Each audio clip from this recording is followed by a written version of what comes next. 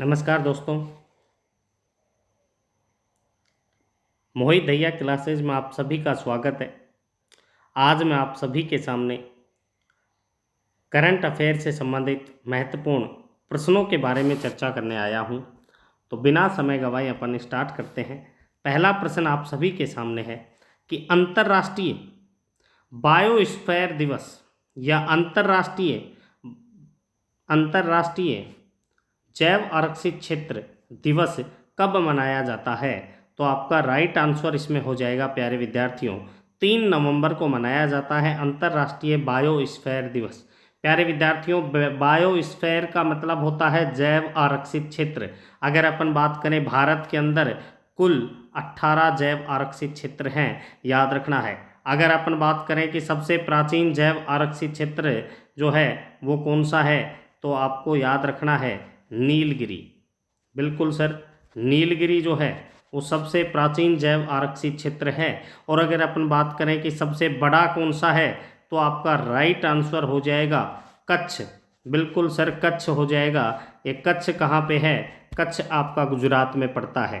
तो अगला प्रश्न अगर अपन देखें तो नेक्स्ट प्रश्न के बारे में अपन देखते हैं कि हाल ही में किसने प्रोजेक्ट कुशा, जी हाँ प्रोजेक्ट कुशा हाल ही में किसने शुरू किया है?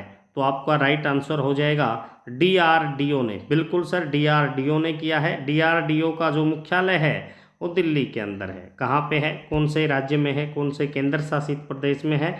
तो दिल्ली के अंदर है डीआरडीओ। बिल्कुल सर, डीआरडीओ ने ही ये प्रोजेक्ट कुशा लॉन्च किया है, याद रखना है। ये जो वायु रक्षा प्रणाली से संबंधित है प्रोजेक्ट कुशा। आगे चलते हैं, नेक्स्ट प्रश्न के बारे में अपन देखते हैं। नेक्स्ट प्रश्न है, हाल ही में किस राज्य में पुनीत राजकुमार हृदय ज्योति योजना की शुरुआत की गई है? तो हाल ही में पुनीत राजकुमार हृदय ज्योति योजना की शुरुआत जो है वो कर्नाटक में की है। जी हाँ। अगला प्रश्न इसी की कर्नाटक से संबंधित, बेंगलोर से संबंधित जो थ्योरी है वो आप सभी के सामने है। जी, न्यू लिटरेचर फेस्टिवल 2023 का आयोजन कहाँ होगा? बेंगलोर में होगा। प्यारे विद्यार्थियों, अगर अपन बात करें कौन सी सरकार ने गृह लक्ष्मी योजना शुरुआत की है, तो कर्नाटक सरकार ने गृह लक्ष्मी योजना शुरुआत की है। अगला प्रश्न अगर अपन देखें तो भारत के पहले 3D मुद्रित डाकघर का उद्घाटन कहाँ होता है? तो प्यारे विद्यार्थियों, बेंगलोर के अंदर भारत का पहला 3D मुद्रित डाकघर का उद्घाटन होता है। अगर अपन बात करें इंडिया स्टार्टअप फेस्टिवल 2023 कहाँ से शुरू होता है, तो बेंगलोर से शुरू होता है, याद रखेंगे। प्यारे विद्यार्थियों, बेंगलोर को अपन अंतरिक्ष का शहर कहते हैं।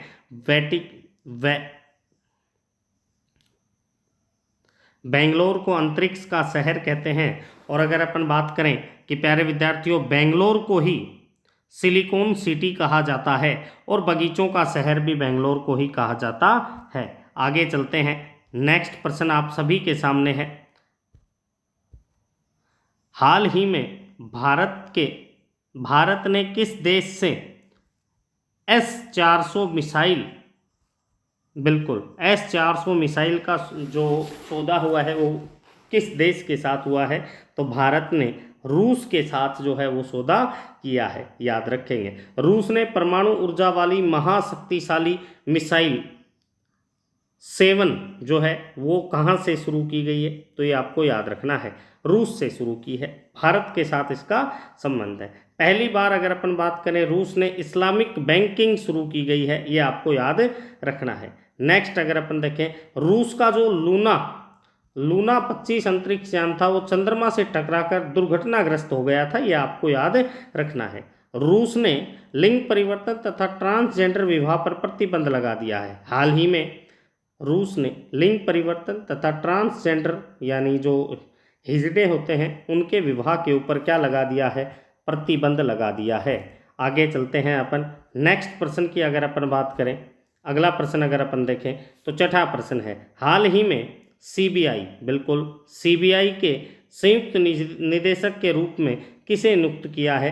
तो आपका राइट आंसर हो जाएगा प्रवीण मधुकर को नियुक्त किया है, ये आपको याद रखना है। सशस्त्र बल के न्यायाधिकरण के रूप में अध्यक्ष के रूप में जो है राजेंद्र मेनन को चुना गया है, याद रखना है। इसके बाद में WHO की बात करें तो इसकी फुल फॉर्म होती है वर्ल्ड हेल्थ ऑर्गेनाइजेशन। तो इसमें अपने टीबी सलाहकार समूह सारंग देव को नियुक्त किया है, ये आपको याद रखना है। प्यारे विद्यार्थियों, राजस्थान रॉयल्स के नए जो हैं वो आपको कोच के रूप में शेन बॉन्ड को बनाया गया है। न्यूजीलैंड के एक फास्ट बॉलर थे शेन बॉन्ड को राजस्थान रॉयल्स के सहायक कोच के रूप में शामिल किया है। आगे अपन देखते हैं। नेक्स्ट प्रश्न की बात करें तो 7वां प्रश्न आप सभी के सामने है। हाल ही में किस देश ने चीन के बेल्ट एंड रोड इनिशिएटिव से बाहर निकालने की घोषणा की है? तो आपका राइट आंसर हो जाएगा फिलीपींस। फिलीपींस की राजधानी का नाम है मनीला। फिलीपींस की राजधानी का नाम क्या है? मनीला। तो प्यारे विद्यार्थियों, मनीला किसकी राजधानी? फिलीपींस। इसी फिलीपींस की राजधानी मनीला में एशियाई बैंकों का मुख्यालय भी स्थित है। आगे चलते हैं, नेक्स्ट प्रश्न के बारे में अपन चर्चा करें तो नेक्स्ट प्रश्न आप सभी के सामने है। हाल ही में वनडे विश्व कप में 4 शतक लगाने वाले दुनिया के तीसरे क्रिकेटर कौन बन गए हैं?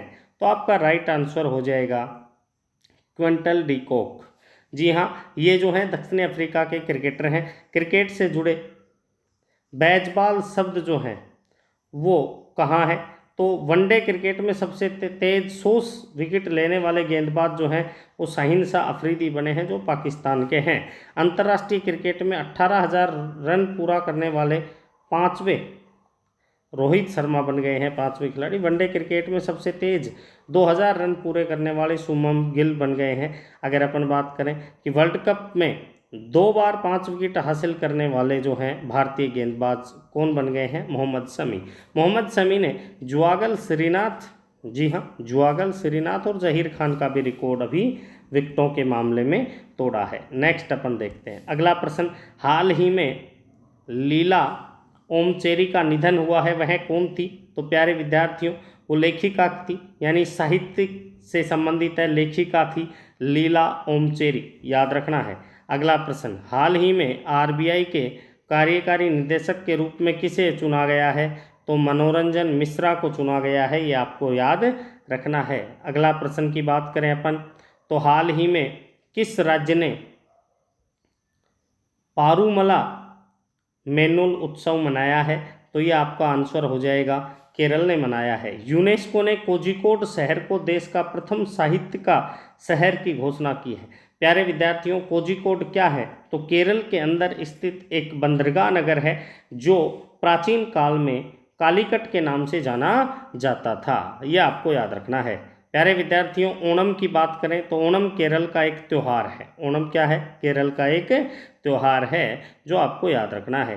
केरल का पहला AI स्कूल जो है वो तिरुवनंतपुरम, जो केरल की राजधानी है, वहाँ पर स्थापित किया गया है। अगला प्रश्न अगर अपन देखें तो हाल ही में किसे श्री सोमनाथ ट्रस्ट के रूप में अध्यक्ष चुना है? तो आपको याद रखना है भारत के प्रधानमंत्री नरेंद्र मोदी को ये जो है सोमनाथ ट्रस्ट का अध्यक्ष चुना गया है, ये आपको याद रखना है।